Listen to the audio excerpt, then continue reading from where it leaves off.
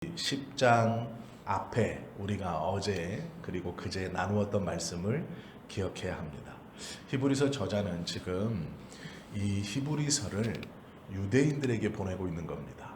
유대인들은 자신들이 어려서부터 배워왔던 율법과 전통을 온전히 다 버리지 못하고 이 두 사이에서 복음과 율법 사이에서 또 전통과 새롭게 예수 공동체에서 가르치는 이 복음 사이에서 끊임없이 고뇌하고 망설이고 예수님의 것을 선택했다가 다시 율법으로 눈을 돌리기도 하고 또 율법에 눈을 돌렸다가 다시 복음 안으로 왔다 갔다 하는 그러한 영적 상태에 있었습니다. 35절 말씀에 보면 이렇게 권면하죠. 너희는 담대함을 버리지 말라. 이것이 큰 상을 얻게 하느니라. 여기서 말하는 담대함은 어려서부터 배우고 익혔던 율법과 유대교의 계시를 떠나서 예수가 그리스도다라는 것을 믿는 것, 이것을 담대함으로 표현한 것이죠. 즉 복음을 받아들인 것을 담대한 것이다 라고 말했다라는 것이죠. 구약의 언약적 이 생각에서 빠져나오기 어려운 유대인들에게 예수님을 믿어 신앙생활을 하고 있지만 계속해서 갈등하고 있는 이 히브리서의 독자들에게 저자는 다시 돌아가면 안 된다. 빚을 받은 후에 배교하면 안 된다. 그것은 성령을 거스르는 것이기에 구원받지 못한다. 그리고 오늘 담대함을 여전히 가져야 한다. 그것이 상급이다. 라고 말하며 또 위로하고 있는 것이죠. 왜 그러냐면 이들에게 예수님을 믿는다는 것은 자신이 어렸을 때부터 속해져 왔던 공동체에서 따돌림을 당하는 것을 의미했습니다.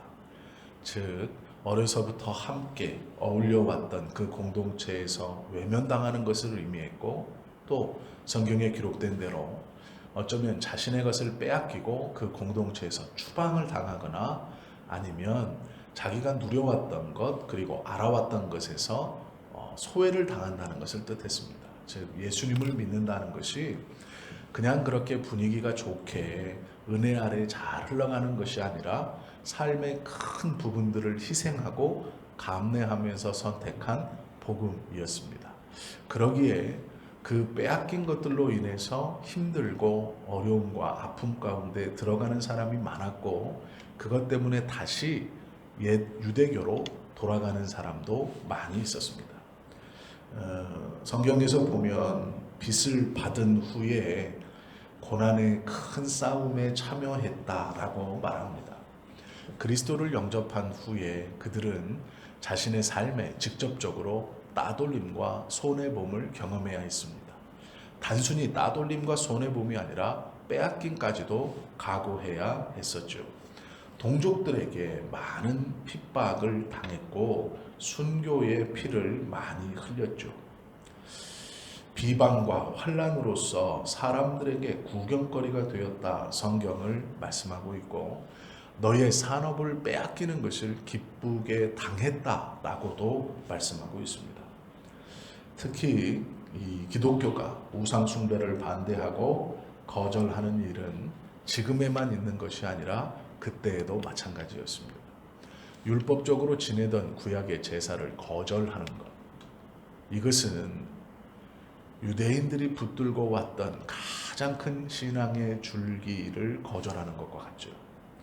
매년 드리던 그 유월절의 제사를 드리지 않고 예수 그리스도가 우리는 우리의 죄를 위하여 단번에 희생 제물이 되셨고 우리가 그 예수님을 믿음으로 하나님의 자녀가 되고 하나님의 구원에 들어간다라는 이 주장을 믿는 것은 그들에게 큰 결심, 또 담대함, 또 그에 따르는 너무도 어렵고 아픔들을 선택한다는 것을 의미했습니다.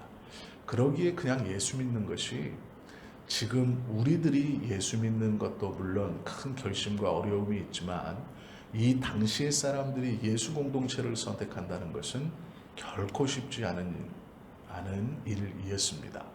그러기에 성경은 그들에게 큰 고난을 당했다라고 말합니다. 매를 맞는 것은 큰 어려움이 아니었을지 모릅니다. 그들은 생업을 빼앗겼고 산업을 도둑질 당했습니다. 예수님을 믿는다는 것은 어렸을 때부터 자신의 조상 때부터 지켜왔던 모든 것을 부정한다는 것이 되었기에 그는 이방인보다 더한 차별을 당했죠. 그러나 34절에 보면 그렇게 한 이유가 무엇이냐라고 명확하게 설명하고 있죠. 너희가 갇힌 자를 동정하고 너희 소유를 빼앗기는 것도 기쁘게 당한 것은 더 낫고 영구한 소유가 있는 줄 알미라 라고 말씀합니다.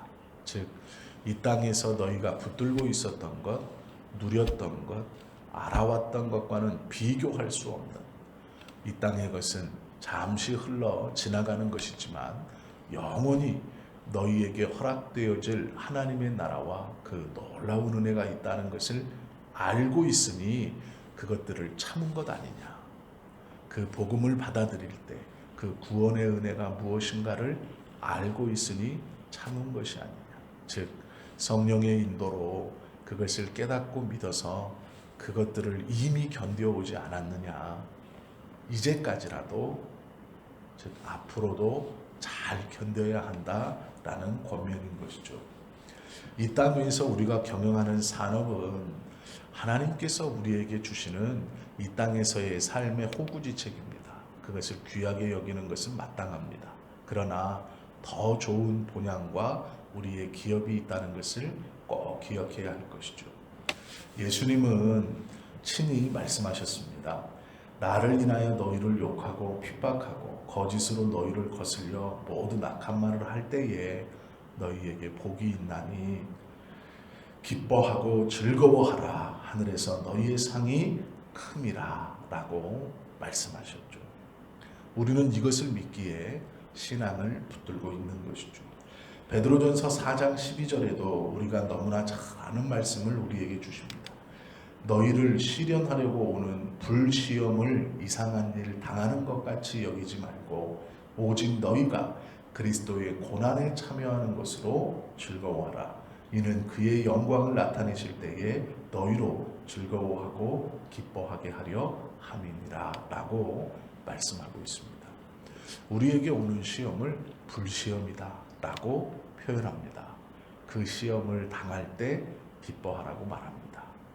힘들고 어렵고 아픔입니다. 내 것을 빼앗긴다는 것, 그리고 누려왔던 것을 누리지 못한다는 것, 관계가 깨어진다는 것은 참으로 슬프고 마음이 아픈 것이죠.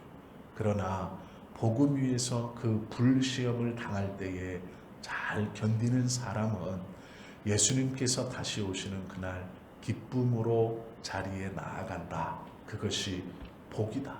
기뻐하고 즐거워할 것이다. 우리에게 약속해 주십니다. 우리는 이 약속을 믿기에 담대할 수 있는 것이죠. 히브리서를 받는 유대인들도 수없이 갈등했을 겁니다.